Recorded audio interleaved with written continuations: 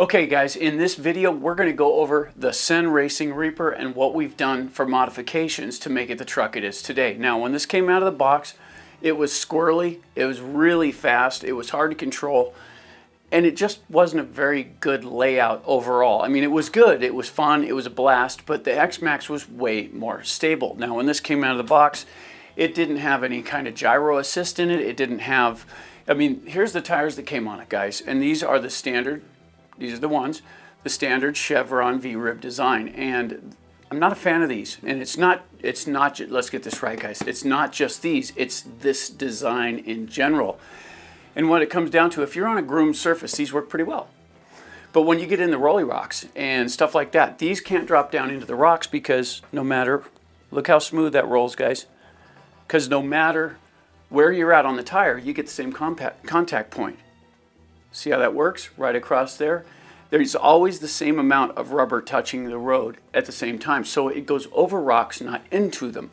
So these made it really difficult to control the truck. And it wasn't super bad, but it was enough to where I was disappointed in the tires themselves. So I got online and I found these. Now, these come with 24mm adapters and they come with offsets. So it gets them out away from the truck. These are, let's see, size for size. They're just a skosh taller, but not much. Okay, so these are the opposite. These are inline nubs. See that? Inline. These can drop down into the rocks and spit them. So these really get after it. They're kind of dense. They're a little bit heavy. The side walls are pretty tough on them. The rubber's pretty stiff. They don't grow much when you pin it up, but they do work. Okay, they do work. All right, so this was the upgrade, and that's what's on it right now. We're going to go over this today and show you how that's done. But what I've really wanted to do for the longest time here is get a set of these. Now, these are X-Maxx tires, and I ran into a buddy down at the local hobby store, and he had an extra set of these, and these are half-lives. I mean, he's run them for a while, but that's not what we're after here, guys. These take modification, and if you take a look inside here, in this hex right here, there are little nubbins that stick in, okay? Those are proprietary to Traxxas, and what that means is, one, unless you have their outdrive set, this won't slide on because those little nubs will stop it. Any standard 24mm hub set can't take these because they don't have the nubs in there. Okay, that's one thing. Also, take a look at this, guys. See the size of that hole? Look at the size of that one. Way different. Let's get them where you can see them. There you go. Way different. These are way bigger. And the reason for that is these new 24mm hubs that come with these tires. And like I said, I'll put a link below for where to get those if you want to try them, check them out. I really bought them for the adapters so I could do this. So what we're going to do today is we're going to go ahead and hog this side out, and we're going to go ahead and mill out the inside of that so they do fit, and we're going to see how they act. These have a much better feel to them. They're more supple. If I'm going to compare it to the X-Maxx, it's only fair to compare it wearing the same shoes. Wouldn't you agree? So let's get on the bench and let's check it out.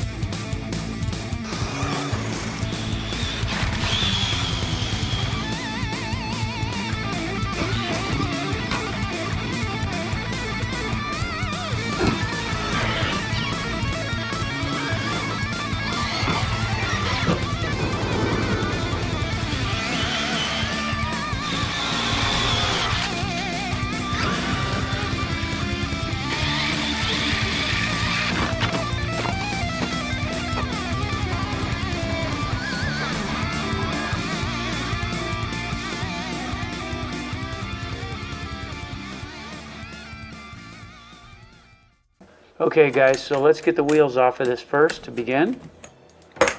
Go ahead and take this one off. Real nice. Okay, now there's a set screw in here we need to back out. So go ahead and turn that loose. These can be a little stubborn, guys. Sometimes you have to put heat on them. Then you go ahead and push this drive pin out. set it aside, and this should pull right off like that. Real nice. Now while we got the wheel off, let's go ahead and take a minute to go ahead and clean this up. Now if you look, there's a little shim in there. Make sure you keep it. All right, get a little lube on there, clean it real good. Just get some of that dust out of the way. Nice. Okay, so here's the new one. There's where the drive pin goes. And we're going to go ahead and slide that right on. So it should slip right on the shaft. And see the little keyway in the pin? We're going to need to make sure and line that up with that set screw. Pry that shaft over and slide it through. Make sure you line it up good, guys, and it should push right in. Just like that. Now this O-ring here, this covers up and holds that pin in place. If the set screw comes loose, it still can't come out. So go ahead and tighten up the set screw. Now don't crank it down hard, guys. It's going to hit that keyway. So nice and easy. If you over tighten it, you'll have problems getting it off later. And then of course, install the new wheels or the tires. Go ahead and put the nut on. And that's about it. Tighten her down and you're good to go. Okay guys, so there you go with the standard hub change. Now the stock ones here, and this is what we swapped out. Okay, it's got a little pin slot here. The drive pin goes through that hole and into the shaft, holds it together real nice. There's a set screw that goes down through here. You see me take that off, and of course the nut that retains it. Now the thing about it is Cen Racing picked 23 millimeters, so the 23 millimeters fits right in their wheels. See, just like that. It fits right in there nice and neat. However, the ones we changed it to, and what industry standard pretty much is 24. So when you put it in here, see all the extra play? It's way too loose. It would never work. It would spit the nuts off all the time because as the drive shaft torques, it would loosen the nut up when it moves on the wheel. So you got to have the right ones, guys. So getting that changed over to the new ones, did you notice they're a little wider than these? Look how small those are. The other ones were wider. That offset the tire a little bit so when you turn it wouldn't hit the body. So that's kind of necessary too. That's why I went with this kit. And like I said, it'll be in the description down below. So that's one thing. That's just how to get that part done. Now we're going to modify the tires for the X-Maxx and show you how that's done. Okay, for the tires, we're going to go ahead and you notice inside of this, there are little keyways in there. Okay, so take a look at this. This doesn't have the keyways and it just will not go in there. Even though it's still 24 millimeter, it sits on those keyways so it can't slide in. So using a rotary tool with a deburring bit, and that's about an 1/8 inch in size, and they come in the kits for these things so they're not hard to find. Go ahead and line up really carefully here and just gently start to work those little knurls off there. We'll want to try and get those little keyways off. There we go. Now this can be a little grippy, guys. It can try and pull away from you. Be real careful. Go nice and slow and just work that down until you get that taken off. Take a look in there, guys. It should be nice and flat, just like that. Make sure you get it all the way down to the bottom so that that hub can sit in there nice and tight. Let's go ahead and do another one. Get you in a little closer this time. There we go. See how it can bite? You just want to be real gentle, get a good grip on it, and just slowly take it off. Don't hurry here, guys. Nice and slow. Work it off. Don't dig into the sidewall and don't dig too deep in the bottom. Just get out that little knurl, get it out of the way.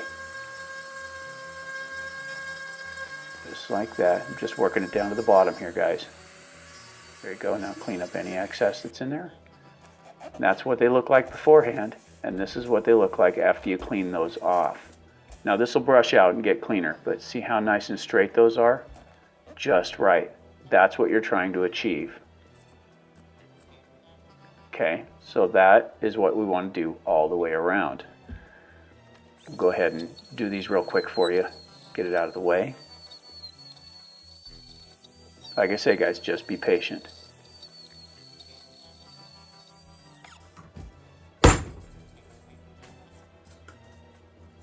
Okay, here we go. Take a look at this, guys. All the way around. Now it's a standard 24 millimeter. Now the hole's a little smaller. We talked about that earlier. See the size that we need? Okay, So we need to make that little hole that big. So what we want to do is take a Christmas tree bit and find the right size that fits that hole and mark the area where you want to stop. Don't go too deep or you'll ruin the wheel. And then these things, they can kind of bite, so go nice and easy and just work it down in there until you get to that stage that you need. Straightforward, and be real careful here, guys, because it can grab and go right down through there. And that's what it should look like. Now we'll test fit it, make sure everything goes through. Nice, just right. Okay, now let's make sure that the bottom end works as well. Perfect fit, nice and tight, just like that, guys. Pretty simple, but it does take patience. Okay, so now we got the wheels hogged out to the proper dimensions, and if you look inside here, you'll see that those little nubs are gone. Now, when you're doing this, guys, be real careful not to hog through the walls on that. You just want to get the nubs off. Be patient. If you find yourselves trying to hurry through it, stop. Take a breath. Get yourself like centered again and go at it nice and careful. It's going to try and grab a little with that knurling bit, but that's something you can control, so that's not a big deal. Just make sure you go at it real cautiously and real carefully and get everything cut nice and straight. And we pre-fit it so the hole's even the right size. So it should go on pretty simply.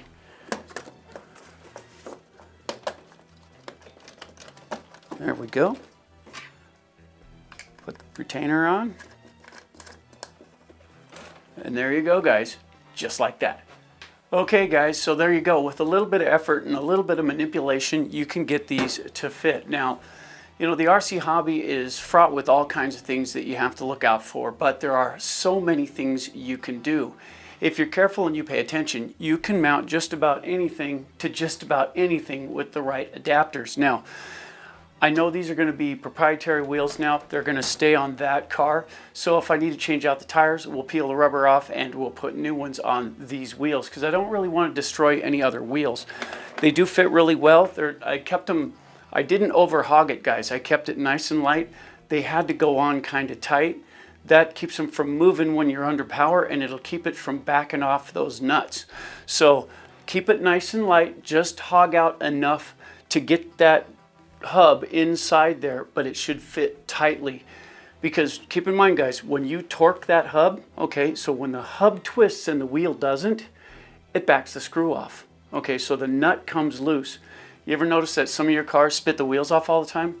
The hubs need to be really tight so you don't get that motion between those two components. It just loosens it up every time you get on the throttle till it spits the wheel off. And that's usually what causes that. So keeping them nice and tight should cover that. Now, we're going to go ahead and go over what else we did to the car. And it really wasn't much, guys, but we're going to go over what we did inside. Okay, so let's get the body off here. Nice.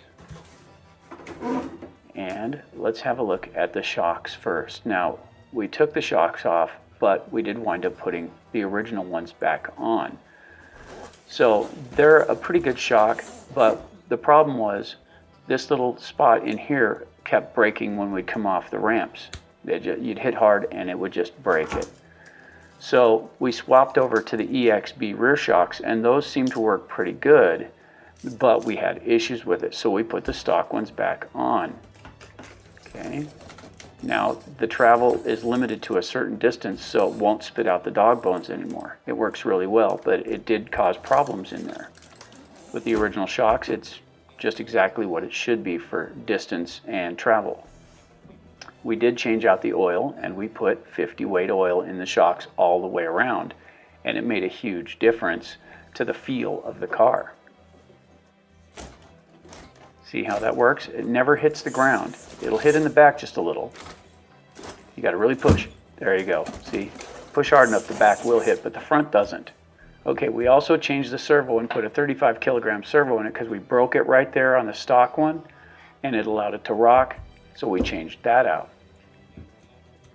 Now inside the radio box, we put a 6-channel receiver with a gyro in it, and it's a Spectrum receiver, and it sits right there. Just attached to the side, it fits right in, and we use a DX3. It's a really good radio, and the nice thing about this one It's got the AVC control right here. It's got the braking control there, so you can control how hard your brakes hit. It's got your trim settings right there. You're reversing right on the top. And of course, you can go 50, 75, or 100% for throttle. Really nice. 100% to the right. The trigger feels really nice. And, you know, the steering's good too. I really like this radio. Underneath, all pretty stock. We did change out that servo, but that's about it. Stock arms. Just a really nice build. Okay, so other than that, I lowered the body a little bit and I brought it down. I had to trim the front a little bit to get it to sit down. So I brought this down and then I trimmed off those extra posts that were sticking up because they were unused and they looked really dopey sticking out of the top. So I went ahead and trimmed those off. So we changed out the servo because the housing broke. We put a radio in it with AVC, so it's going to have some control over it just like the X-Maxx. We swapped out the shocks and we put the EXB shocks on it, but it allowed too much suspension travel. We started spitting out dog bones, so we took it back off and we put the stock ones back on. But to cure the problem we were having with them, we went to 50 weight oil. That was a pretty good change too. And then of course, we just showed you how to change the tires and wheels. There's only one thing left to do, guys. Let's take it out and run it and see how it does.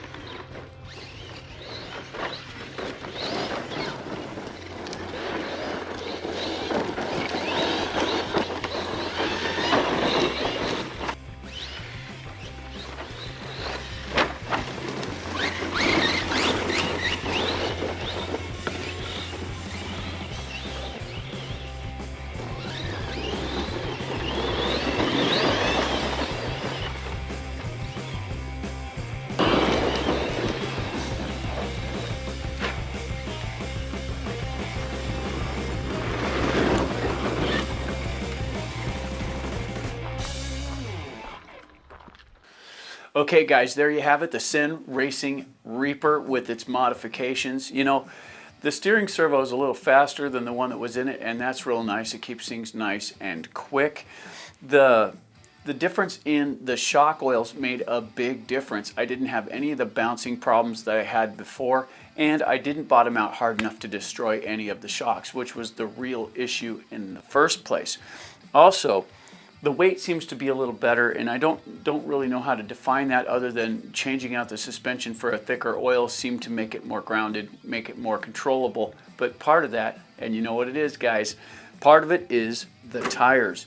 You know, these are half-life tires and they're not as aggressive as brand new ones, but it still gave me a pretty good feel for how things are going to run. Where we went out to play on that day, it was there wasn't any even surface to run on. Everything was bouncy. There was potholes and chuck holes everywhere. Trying to get the thing up to full speed was kind of hard to do, but it still got it there and it handled pretty good. I had almost no accidents, couple rollovers, nothing major. These tires, I know you have to butcher them a little to get them on, but those tires make an enormous difference. It controlled so much better. The gyro in the radio did a great job, and you know, with all the upgrades we put on it, this really is a fun car to play with, and it's a lot more stable now that we've changed out the tires. Now, the other tires that we had on it, the 24mm ones, those tires were pretty aggressive. They were kind of heavy and they dug a lot, so it had a tendency to get up on two wheels in a corner. These are a little more manageable when you come into corners and whatnot. They are, of course, real soft. They're the X-Maxx tires, so they are real grippy and they hold a line really well. The funny thing is these are 8S rated, but they're in a 6S car. Guys, that's huge. You don't need two batteries. Buy one 6S and keep the weight down. You're up and running just like that. It's really slick the way that works. And it doesn't seem to have any problems driving it. Everything ran really true. I didn't have anything come loose. Everything worked as it was supposed to. And you know, this isn't a review of any of that stuff. This is to show you what we've done so far to make this car awesome. Now, when I first got the car, with the original V-rib tires on it, it was a little bit uncontrollable. It was highly overpowered for the tires that were on it. The soft shock oil, it made it bouncy. It bottomed out to the bottom of the suspension until, you know, if you keep it off the big ramps, guys, this isn't really a big ramp buster car. So if you keep it off the huge suicide ramps, it holds up really well. But when you pound that suspension coming off of those ramps, if you hit good and hard, this car doesn't bottom out. It goes down to about this point, leaving about that much gap between the ground and the chassis. And the shocks take all that impact. So when it transfers that to the shocks, the barrel has a plastic end down there, and when it bottoms out, it can crush those. So with these shocks on it, although they work really well, they're really not designed to take that type of impact. However, flying it off knolls and regular stuff, getting a decent landing, you know, not going straight up with it, it handles that really well, and I'm really impressed. This is a much better car now than what came out of the box. I'm really happy with the upgrades we've done so far. So hey guys, if you haven't already, don't forget to subscribe, like, and share. It's cool when you do, and it feels awesome around here. You know, the numbers are growing, and we couldn't be happier with you guys. So until next time, I'm AJ with AJJAMStudios saying, keep bashing, guys.